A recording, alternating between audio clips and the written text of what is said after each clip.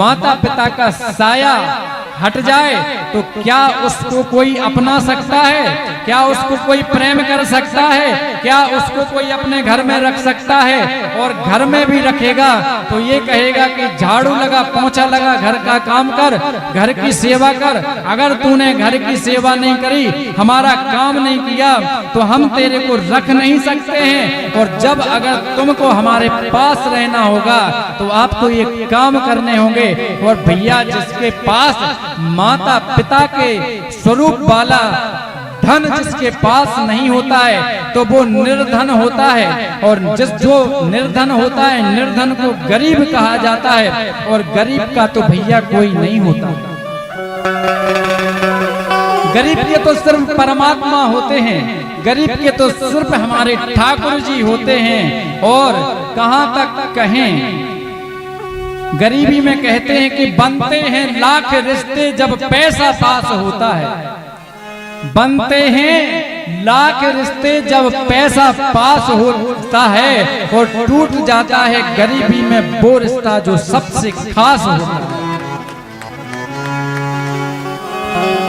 अगर भैया तुम्हारे पास धन है, अगर आपके पास कोई पद है, तो आपके मामा के, चाचा के, ताऊ का, फूफा के, मौसी के, भैया के, काका का लड़का भी कहेगा कि मेरा भैया विधायक है, मेरा भैया सांसद है, मेरा भैया कथावाचक है। और भैया, अगर आपके पास भगवत कृपा नहीं है, आपके पास आपके पूर्वजों की कृपा नहीं है, आपके पास अगर माता पिता नहीं है, तो आपको कोई नहीं पूछेगा। सगा भाई भी कहता है कि संबंध अपना, कहते हैं रिश्ता भाई भाई का और हिसाब पाई पाई का। सगा भाई भी उस समय मुंह फेर लेता है।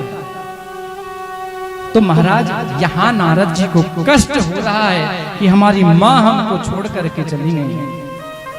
और एक नेत्र से ठंडा आंसू इसलिए निकल रहा है कि अब मैं स्वतंत्र हूँ, अब मैं कहता हूँ हरि मैं आपका, आप हमारे हैं। और परमात्मा माता जी भी चली गई, पिताजी भी चले गए, इस जगत में आपके सिवा अब हमारा कोई नहीं है।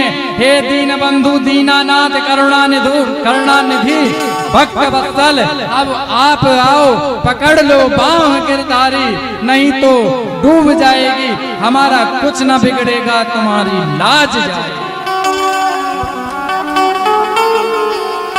इसलिए नारद जी जो रामदास हैं, उनने भगवत मार्ग को अपनाया। और भगवत मार्ग को अपना करके महाराज देव ऋषि नारद ने उत्तराखंड की चढ़ाई कर दी।